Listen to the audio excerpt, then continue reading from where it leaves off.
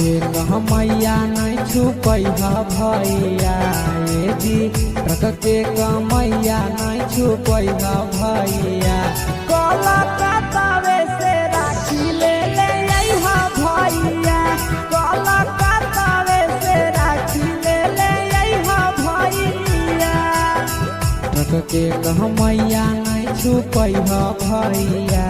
ए जी ट्रक के कमैया नहीं छुपैहा भैया कलकत्तावे से राखी ले ले अइहा भैया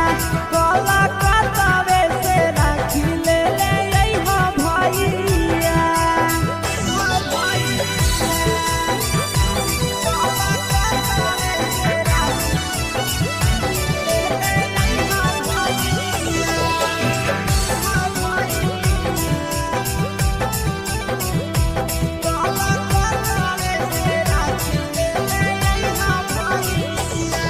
हमारा ले लइहा भैया महंगा वाला राखी नया डिजाइन के अइलै बोलो हलै साखी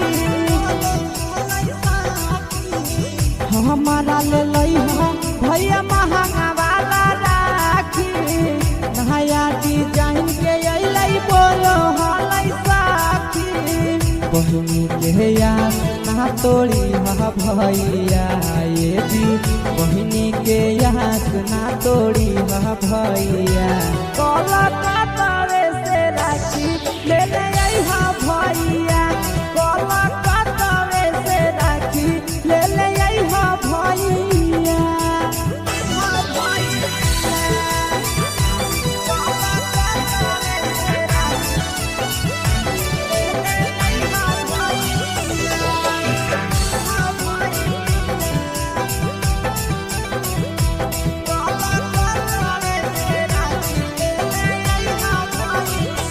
साल भर के भरब हकै करिहा नहीं मिसा हो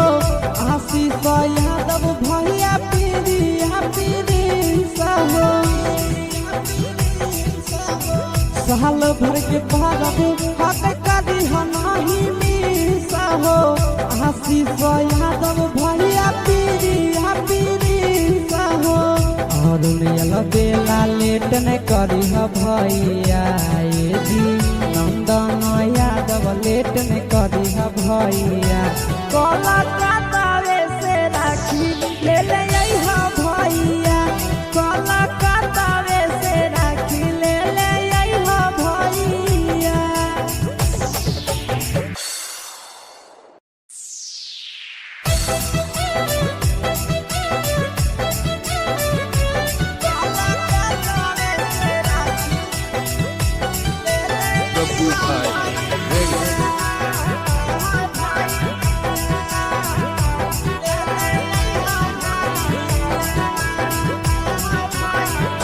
ट्रक के कहमैया नहीं छुपैहा भैया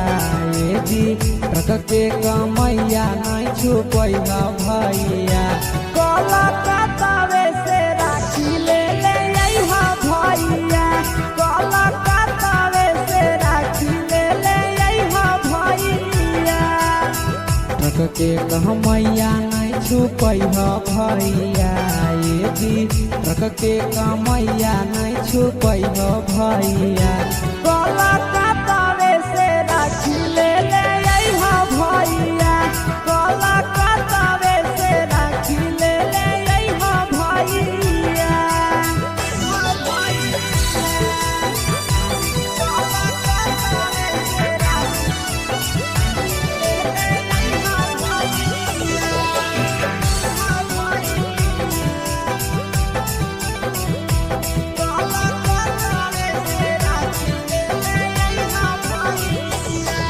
हमारा ले लइहा भैया महंगा वाला राखी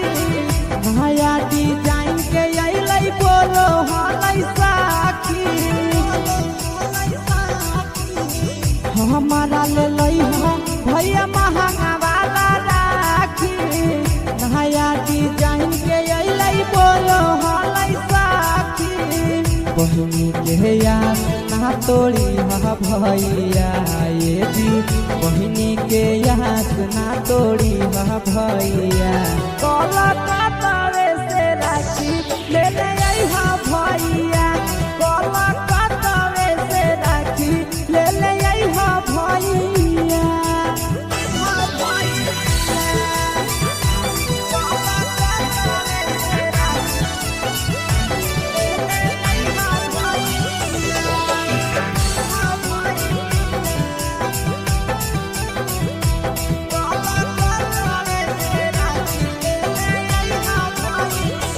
साल भर के भरब हकई करिहा नाही मिसा हो